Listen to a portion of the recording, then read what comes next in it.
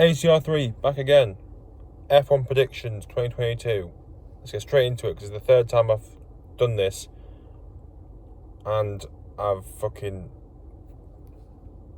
my memory's awful, so I've forgotten. So 20th place, we're going to go Guang Yu Zhou, only rookie in the grid. It's understandable. 19th is Latifi. He's improved over the last few years. In the last couple of years, he's been in F1, but I think this midfield is going to be that tight that most teams will get points. Most drivers will get points. It'll be very close between every driver. So I think it'll be tight for like Hungary last year, where Latifi and Russell got points and Williams. I think it'll be a more common thing, but I think it'll be a bigger range of teams. 18th, we're going to get Mick Schumacher. I think he's a slow learner with these new cars. We have to give him a bit of time. 17th, we're going to go Lance Stroll. Aston Martin hasn't persuaded me enough in testing to look at this properly. So the Aston Martin hasn't really done any justice with that. 16th, we're going to go Alex Albon. I think he's beat Latifi, not as much as Russell did last year. Like how much he beat him every single race, apart from a couple in qualifying. I think it will be tough between the Williams, but I think Albon will beat in the constructors points tally as well. 15th, we'll go for Valtteri Bottas. Again, he's just changed teams. He's a very good driver. Bottas, a very quick driver. He's a capable race winner. But we'll soon see how happens in the Alpha compared to a rookie. 14th, we'll go with Sebastian Vettel. An experienced driver with this season needs to be good for Vettel, otherwise he's not staying in the sport. But I think with Aston Martin, again, it's not really persuaded me during testing. Hopefully Aston Martin can do it and Vettel can do well, but we'll soon see. 13th, I'm going to put Kevin Magnussen. From what I've seen in testing, I might be overhyping it, but Haas have looked quite quick. Obviously, Mick's a slow learner with new cars, whatever, but Magnussen will get straight in. He's been racing out of the sport since he's been out of the sport for 2 years or so. So yeah, Magnussen is 13th. 12th, go Fernando Alonso. Our plan's not going to work out this year, I'm afraid. I think this year is not good enough for Alonso. If he didn't get at least a podium or some good points finishes, I think he will leave at the end of the season and Piastri will come in. 11th, we will go with Tsunoda. Now, I know this will be a bit of a shock. Most people will put Tsunoda in the top 10, but I think he's just going to finish out. I think maybe the Tsunoda of last season will creep in a little bit in a couple of races. Maybe he'll just have silly accidents, I think, in the start of this season. But obviously in the later of the season, he'll creep up the constructors. 10th place, we will go with Esteban Ocon.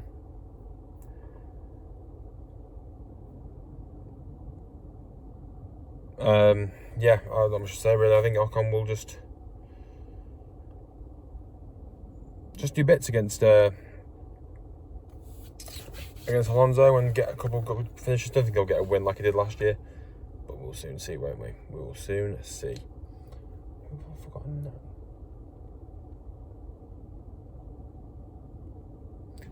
In 9th place, I'm going to go with Daniel Ricciardo. Now, he's going to do better than last season. Might not get a win this year, but he's done a lot better than last season. So in the testing, whatever, I think, obviously, well, we didn't see because he had COVID and was ill.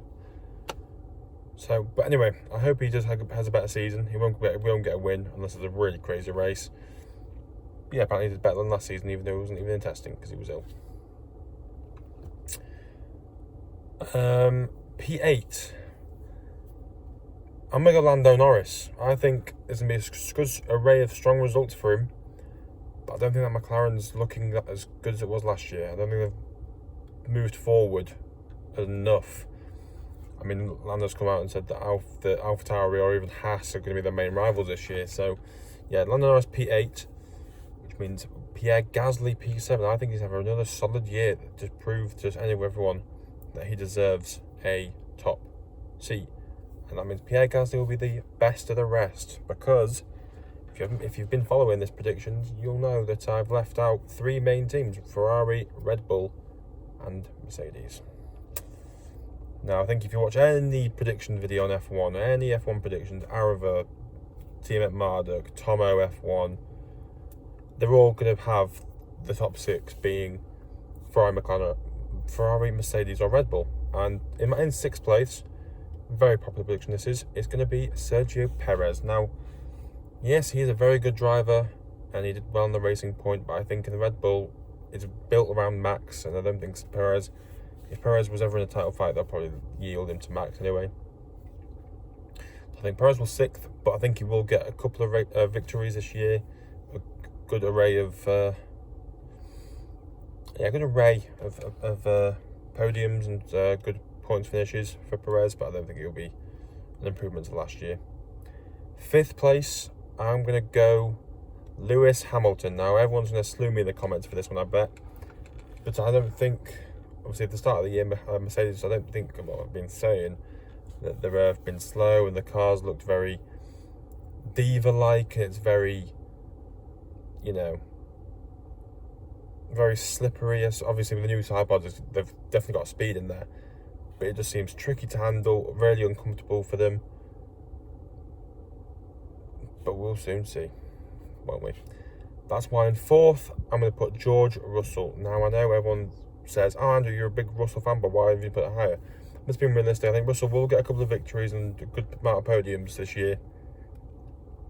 And if he does get a victory, I'll be showing you my tattoo that I'm going to get, because I made a bet with my mate that if Russell wins a race this year, I'm going to get a tattoo of him, of his logo on me, or something about George Russell on me. So, yay. Which means the top 3 starts off with Carlos Sainz. I think he's going to do really well in the Ferrari this season. Yes, last year he beat Leclerc, but I think Leclerc is too strong. And the Ferrari is looking good, but obviously this might be the one of the most unpredictable F1 seasons we've ever had, since probably about 2009, I reckon. When you thought, 2007, 2008, 2006, whatever, 2004, Ferrari and McLaren will be up there.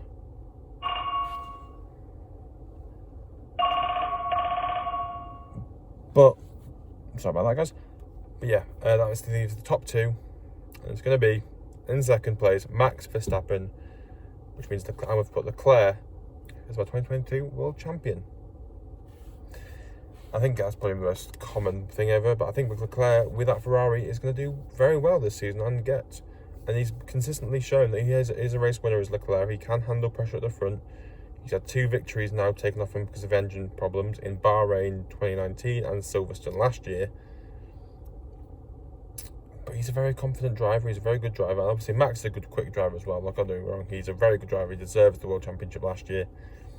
But I think that Red Bull will just come short by a few points. I think the top 6 top 5, Perez maybe sneaking in, will cut it fine by a few points. So, but honestly, even I'm a Russell fan, I'm a neutral as well. I just want this F1 season to be very close, very competitive, have good racing, and no drama like we did last year. So anyway, guys, thank you for watching. We'll revisit this video at the end of the year to look how wrong this was. To quote Jolyon Palmer, this season's going to be so tight, and this is probably going to be so wrong. Anyway, guys, it's been good chatting to you. Please let me know your predictions in the comments below. And yeah, sorry for the long-awaited upload about the predictions. More F1 videos will come along soon. Thank you, guys. Peace.